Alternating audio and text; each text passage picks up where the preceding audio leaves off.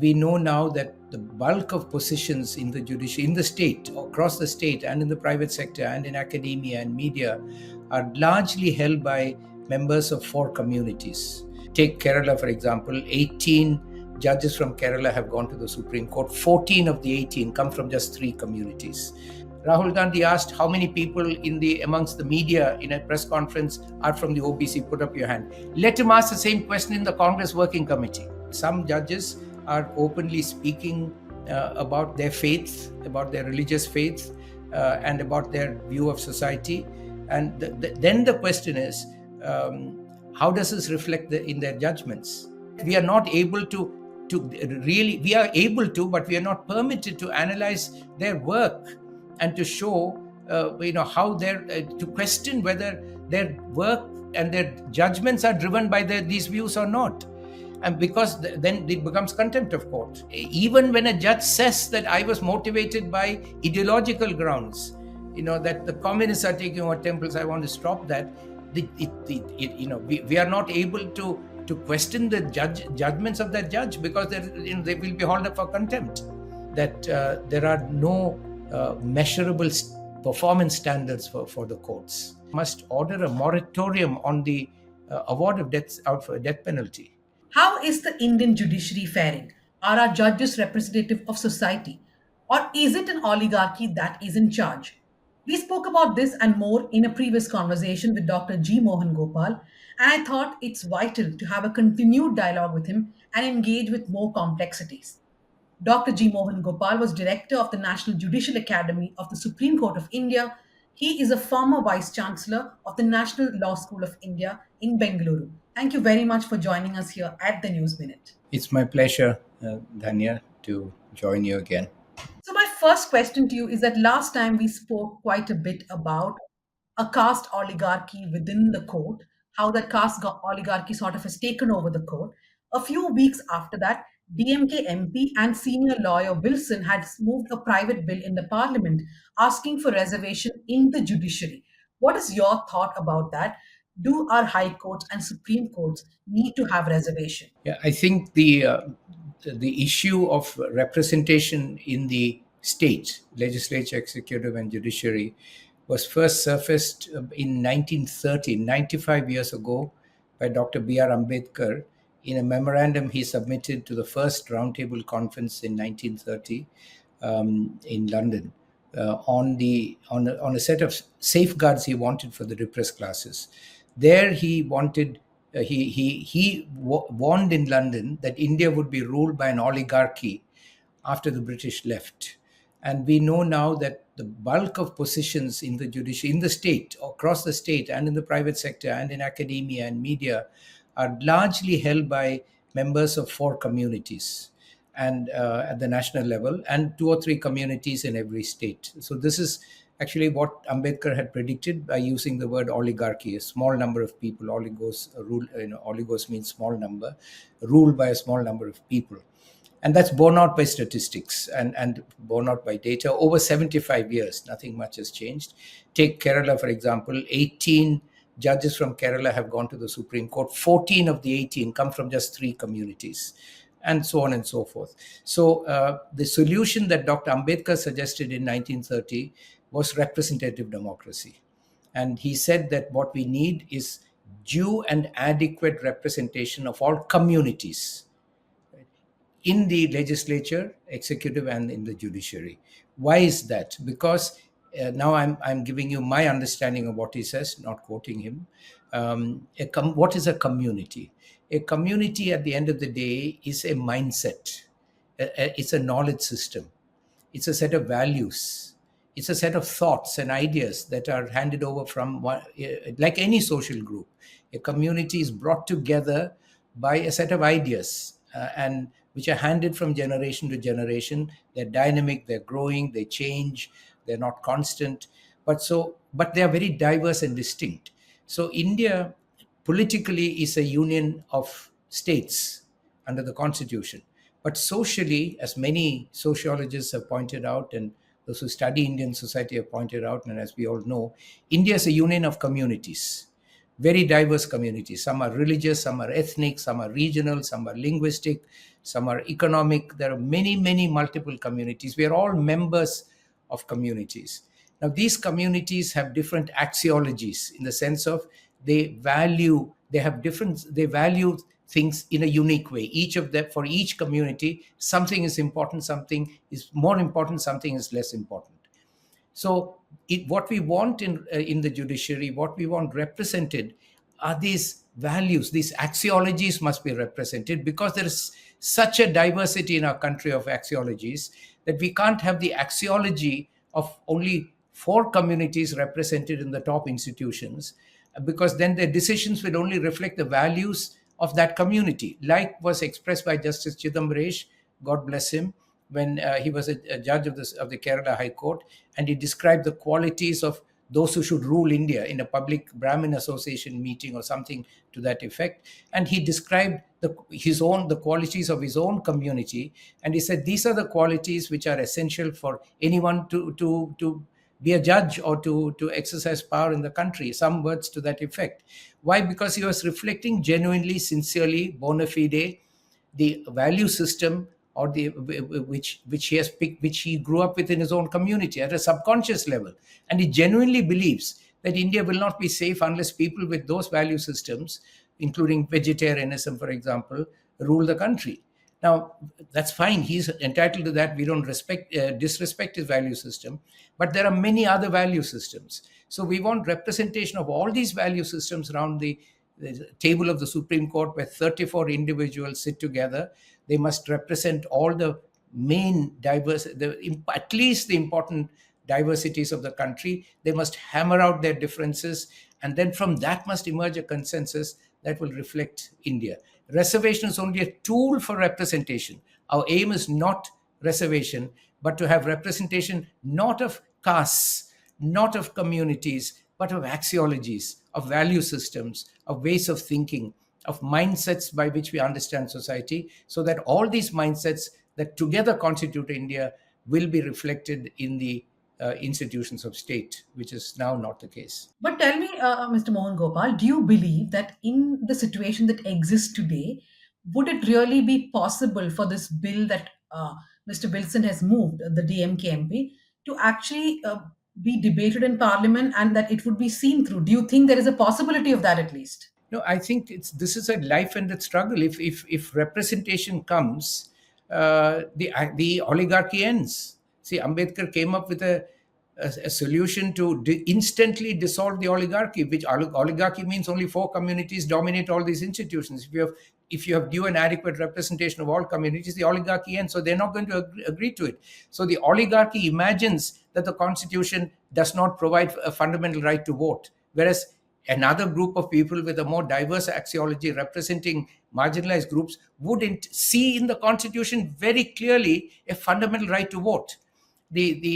From an oligarchy point of view, there is no fundamental right to reservation or representation. A group that represents the axiologies of the marginalized groups would clearly see, like daylight, that the constitution does have a fundamental right to representation and reservation for representation. The constitution does not see the right to equality or the right to freedom in the way that it was intended.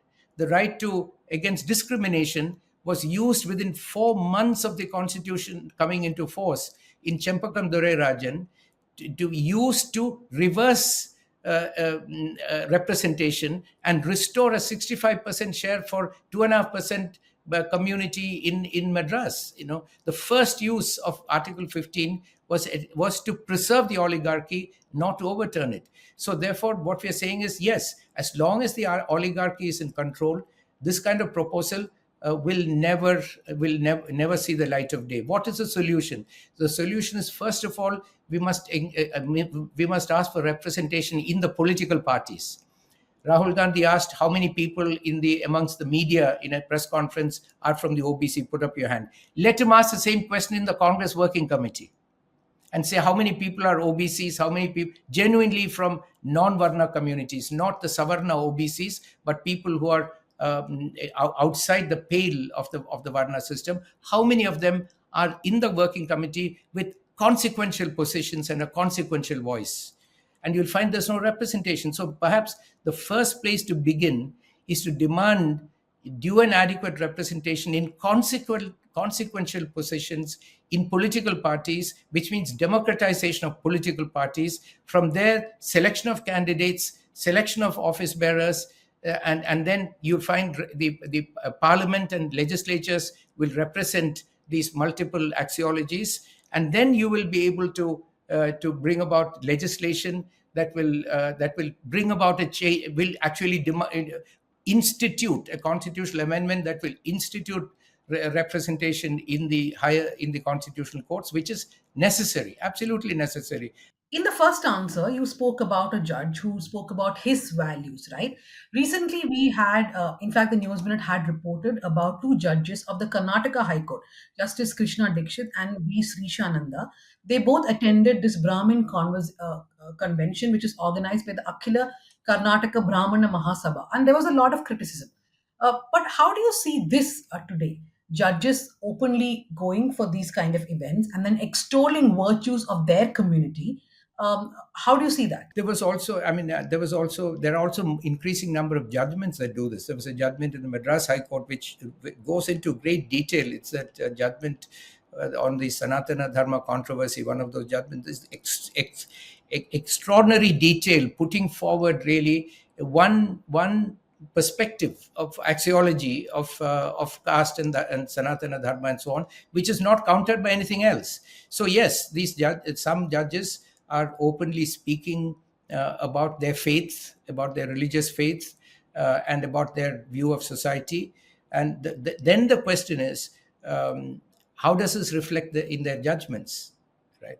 Because they're also judges. We've also had other judges who have spoken out, who are members of organizations or supporters of organizations that are determined to establish another type of republic in the country, another kind of polity in the country, overthrowing our republic.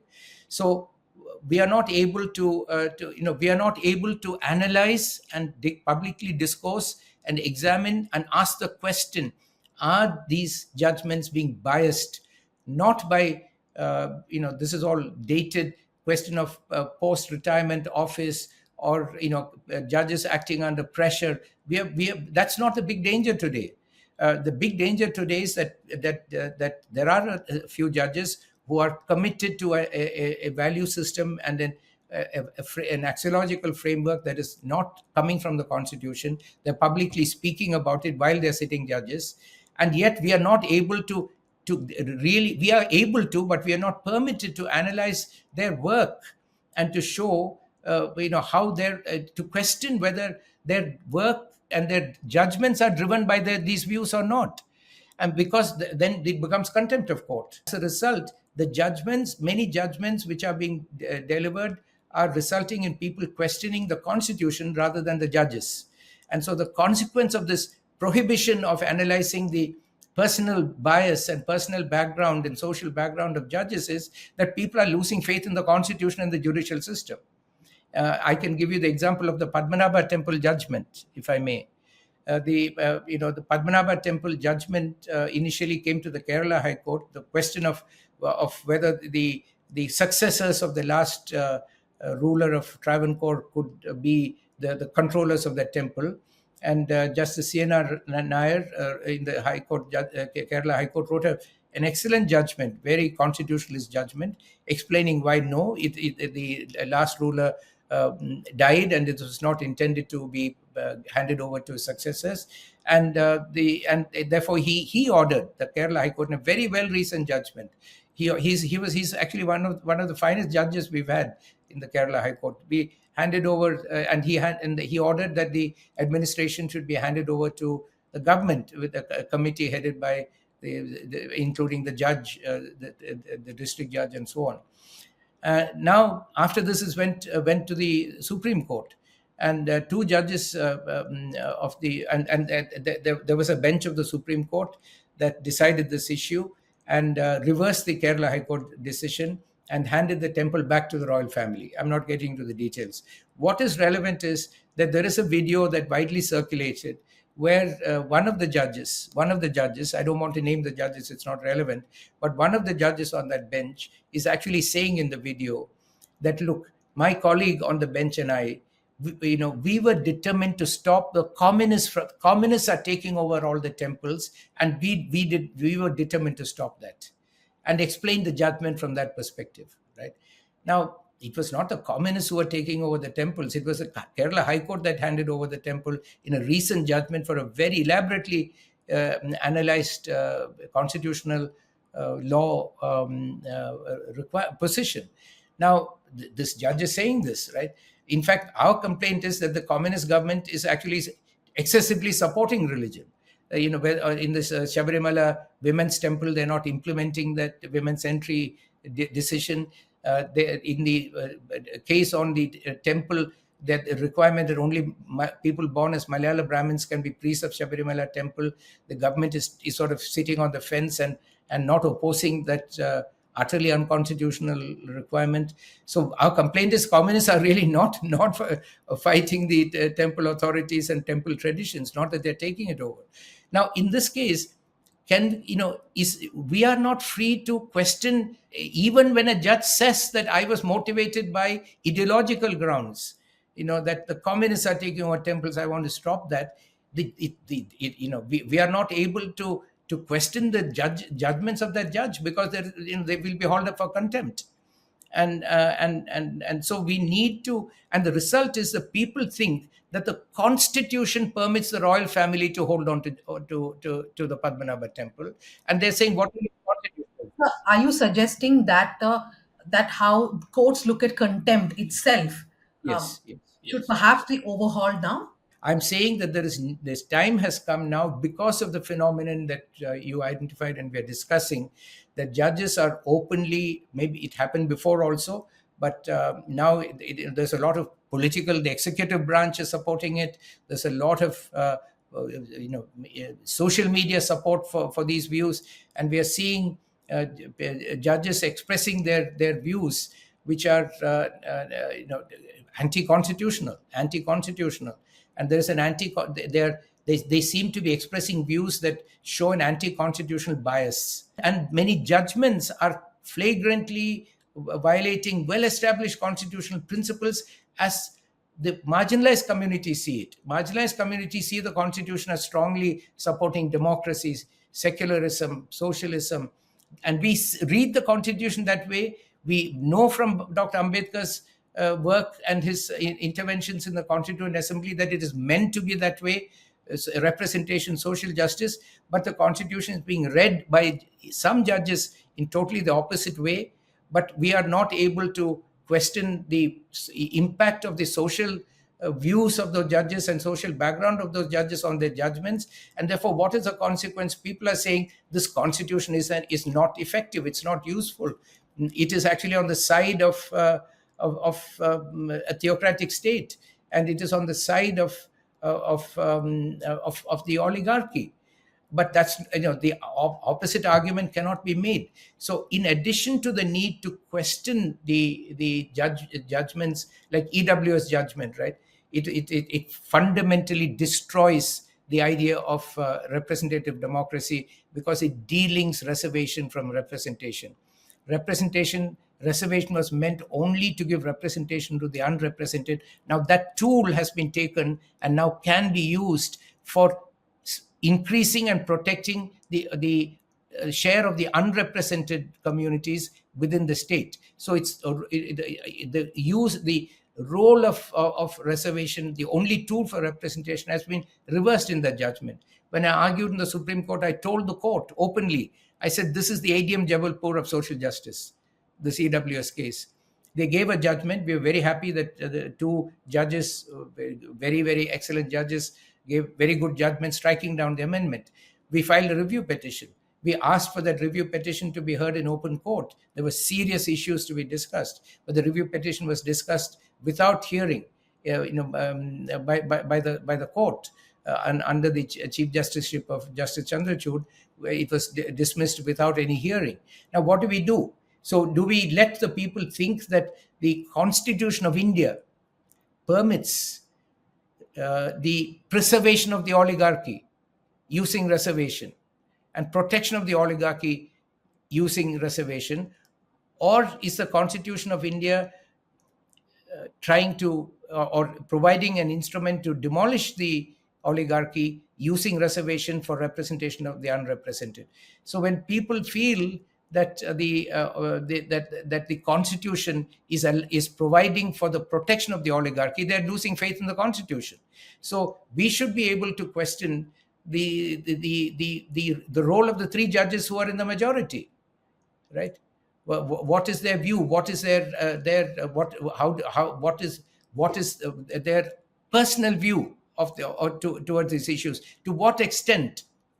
We have to question this. I'm not coming to any conclusion, but we have to question to what extent did their personal views and bias affect the judgment, regardless of not as a matter of appeal, but to be able to tell the people, make an argument to the people that that these three judges did not, in our view, they may not agree, in our view, with great respect, these three judges did not reflect what we consider to be, based on the following reasons, the actual view of the Constitution, which is to have representative democracy that will dismantle the oligarchy. And reservation is not to be used for any purpose other than protecting reservation. I argued in court. I said reservation is a dangerous instrument. It can be used against democracy. It should be used only for representation. That argument was not even discussed in the judgment. So, we should be able to discuss these judgments post the court's final decision, so that we can protect the faith of the Constitution, of the people in the Constitution, as an effective instrument of social change that is being thwarted by the decisions of individual judges. It's like if an operation fails in a hospital, you cannot question the surgeon. People will lose faith in the hospital or in medical science, right? So we've also got to be able to ask a question: what was the surgeon doing? Did he do his job properly as he's supposed to do it or not? If not, the people will lose faith in medical science. So we are not able to question whether the judge failed or the Constitution failed or the judicial system failed. And my anxiety is, I believe the Constitution is a very powerful and a very invaluable instrument to protect democracy and social change in our country. Our judicial system is a very strong system.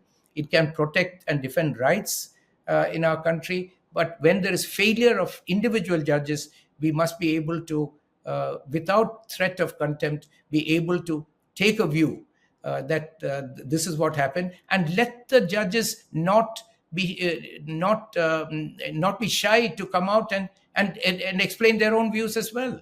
As a journalist, sir, I would perhaps be the happiest if contempt of court is overhauled, because many times we stop ourselves from criticizing because we are told that it will lead to contempt of court.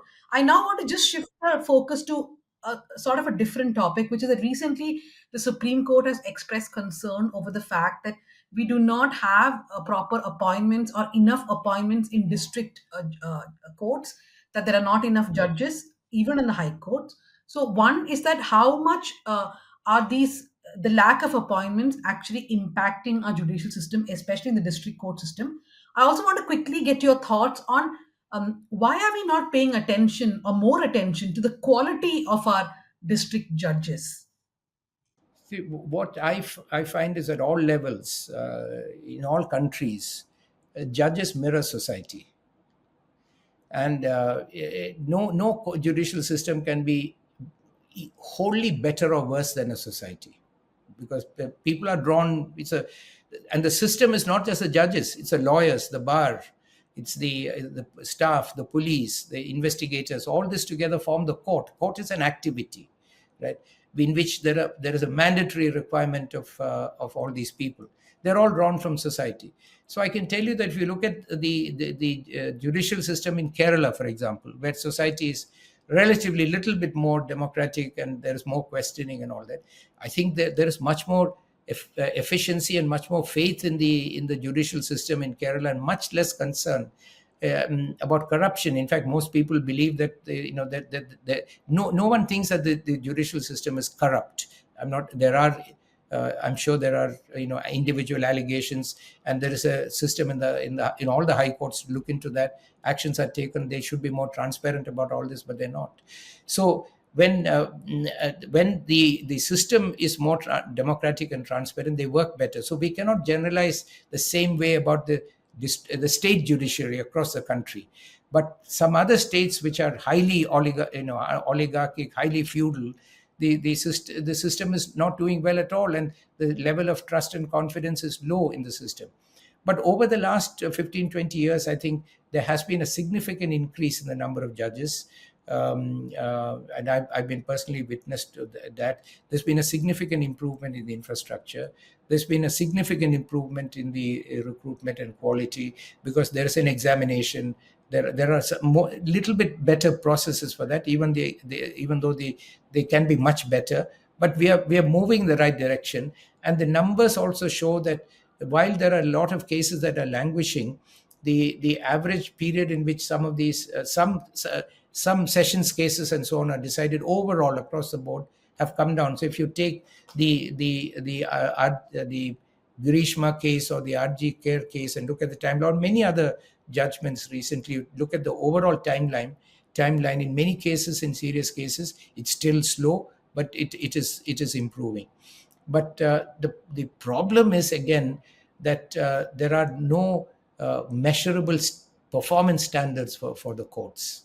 That's where we differ from countries where the courts are, comparatively speaking, better organized. There are clear performance standards to measure what I call QRT: quality, responsiveness, and timeliness and efficiency. QRT. They must have measurable standards, and they must be measured. So when we say quality is not improving, we don't know how to measure quality. How many judges do we need? Judge to population ratio is completely irrelevant, because it all depends on how many cases are filed. So we've done analysis that shows that population to case ratio significantly differs. Kerala and metro cities like Delhi and Bombay have much higher ratio of number of cases filed per thousand population than, for example, Jharkhand and Bihar and UP, where the number of cases like 4 or 5 per thousand population, whereas it is something like 50 or 60 in Kerala and in the metro areas and all that. Because when people become more educated, more aware, they go to court to protect their rights more. It's not that in UP and Bihar and Jharkhand or Chhattisgarh, Madhya Pradesh, their rights are not violated, but they don't go to court. So the first thing we need to improve the quality of all courts, from Supreme Court to the lowest court, is to have better definition of what is quality, and how to measure it, and what is responsiveness, and what is efficiency and timeliness. So it's a complex issue, but but there is no incentive to move forward, particularly because leadership is in the hands of High Court Chief Justices and Chief Justice of India. They're very short tenures, so and so you really cannot take forward sustainable change.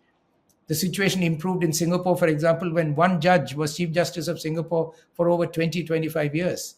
And he was a lawyer, but he had worked in banks and so on. He understood efficiency, and he dramatically transformed the quality and efficiency. Although Singapore courts are not a role model for protection of human rights and so on and so forth, but in terms of mere efficiency, which can sometimes be counterproductive from a human rights perspective. We can't overemphasize efficiency. Also, we have to look at responsiveness to protection of rights, and include protection of rights in quality assessment. Since you mentioned the RG Kar and the Sharon Raj Grishma cases, for those unaware, this is the Sharon Raj Grishma cases from Kerala, where a young man named Sharon was murdered by his lover and wife, Grishma, and then she has been given the death penalty. And the other case is, of course, the RG Kar rape and murder case, where the man who's accused of the crime has been convicted, but he's only been given life imprisonment. And there's been an entire discussion of why did Sanjoy Roy get the life imprisonment while Grishma got the death penalty. I know it's a bit too late to discuss the cases because it's all about instant news and instant analysis, but I still think there's a lot of value about discussing that now. What were your thoughts about these judgments? Yeah, I think these judgments again put the death penalty on trial, and it shows us what has been the Supreme Court itself, especially Justice S.B. Sinha and Justice Madan Lokur have written judgments pointing out that the death penalty is not being, is not being uh, um, uh, is not being applied in a rational or in a fair and just manner, and it was very quite arbitrary. That's what we see, and there's a lot of confusion. If you look at the vast jurisprudence on the death penalty, you find that there's a lot of confusion about how to approach it. And these two cases, very interesting. And if you look at the analysis of the two judges, the West Bengal judge and the Kerala judge, on their reasoning for giving the death sentence, leave the conviction aside, their reasoning for punishing with death rather than with life imprisonment. One gives death, the Kerala judge gives the death penalty, and the other Bengal judge gives life imprisonment. You can see that the Kerala judge has a much more elaborate analysis to come to the conclusion of awarding death sentence. The Bengal judge has a much lighter analysis, and comes to he comes to the conclusion that in the interest of the justice and dignity, and looking at the issue of rehabilitation, life imprisonment is the appropriate punishment. But even if you read it, you really cannot discern a consistent set of criteria. It is quite subjective. It is quite subjective. You can't escape that, because the same body of Supreme Court judgments is being interpreted at the ground level, at the trial court level, by these two judges, and read in completely different ways. And the factors which they're taking into consideration are done so sort of, it's sort of cherry picking. It's cherry picking. There's no science to this, and science as an approach, not in terms of you can't bring science into punishment beyond a point, but at least the process of analysis must be rational, which it is not. But one difference between the two is the Kerala judge reads the case as involving a killer, as he sees, as the convict, from a very powerful forward community, to use the word he used, and the victim as being from a backward community. And so there is, you can see kind of, you can see that the judge looks at the man, the victim as the man, but he looks at the judge as he seems to look at the victim as kind of a hapless guy who was sort of trapped by this very powerful, calculating woman, right? And what kind of stereotypes are playing in his mind is a question that is raised by these metaphors that he uses, right? The social background, the constantly sort of seeing the man as a victim, and also saying that I want to send a signal to, at a time when young people are living with each other and having such relationships, I want to send a signal that you cannot just murder your boyfriend and get away with it, and so on. So what we need to understand and debate is, what is the mindset that is behind these kind of judgments, or the Padmanabha judgment, or the EWS judgment of the individual judges, and to analyze that from an academic point of view, not simply as a matter of appeal, and then to see what kind of policy response is required to ensure that there is a consistency in punishment. So my own view, when you read these two judgments, I think the conclusion is that the Supreme Court must order a moratorium on the award of death penalty. Abundantly clear, many years after Bachchan Singh and so on, that this rarest of the rare criterion is being completely read in very different ways by different courts, and being applied in circumstances where we are unable to explain what the consistency is. So until we know that this is a punishment that can be awarded in a fair and just and rational manner, I believe that may be an impossible task. But even if it is, at least there must be a moratorium on the award of the death penalty. because now it will take years for this judgment to be appealed at different levels, then mercy petition, and so on and so forth. And while this accused, the woman, is going to be in jail, right? And while all this happens, and so the death penalty, in my view, is not an implementable punishment. Not only is it rational, not only is it there is not only is there any evidence that it is effective in deterring people. It doesn't seem to have any impact on the murder rate, and but it is also, in a sense, sending a wrong signal. The state is punishing someone by killing. How? By killing that person.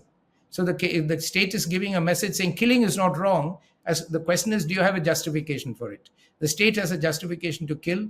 The murderer has no justification to kill. So what is wrong is killing without justification, not killing. Whereas what we need is a norm that says killing is wrong, and no one should do it, whether it's a state or by an individual. You should not kill. Thou shalt not kill. Right. So that is why most countries in the world have abandoned the death penalty altogether. And I think, why are we clinging on at a time when we are making a big deal about decolonizing the law? Why are we clinging on to the death penalty? When we know that the IPC brought in. Of course, there was death penalty in India, very gruesome death penalty in various Maharaja rule and autocratic rule. But let's adopt a democratic rule where we say that no one should kill anyone else, whether it's a state or it's an individual or a group of people.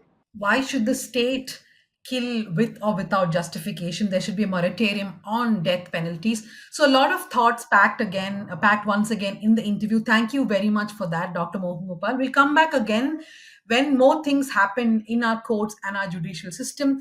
But to all those listening, do write to us at southcentral@thenewsminute.com. That's the podcast which I host every Friday. So do listen to the podcast and do write to me with your thoughts about this interview and that podcast too.